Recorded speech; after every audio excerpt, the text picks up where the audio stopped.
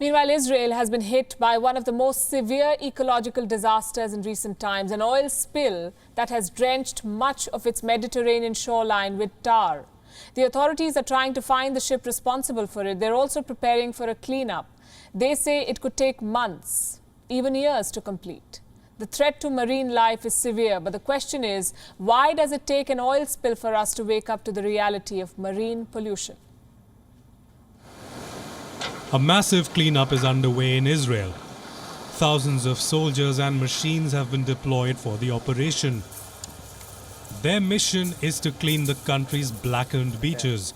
Blobs of sticky tar have been washing up on the country's Mediterranean shores. Nobody knows the source.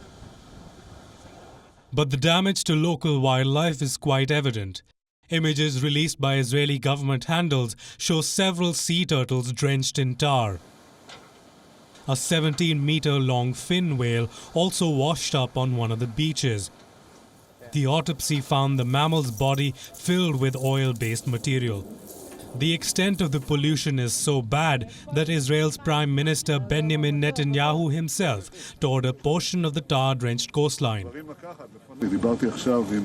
Like I said, I just spoke to the Egyptian Energy Minister, who turned to us, and we proposed that all the ships that you see there will be operated on natural gas instead of fuel, which is polluting it, as we see here.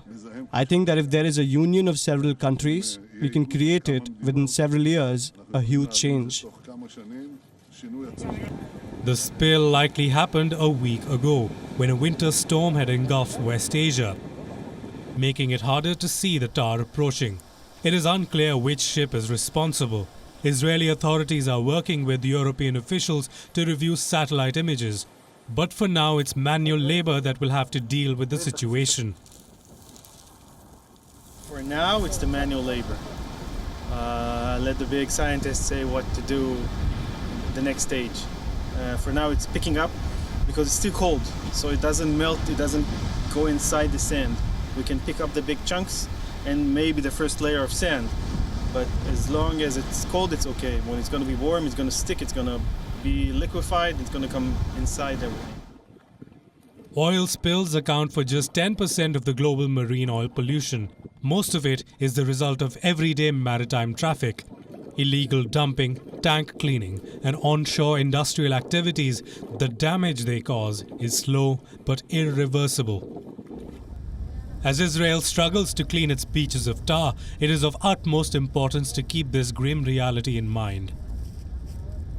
An oil spill should not be the only reason for us to wake up to the daily threat to marine life.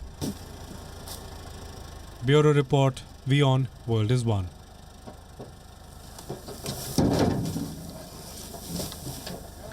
WION is now available in your country. Download the app now and get all the news on the move.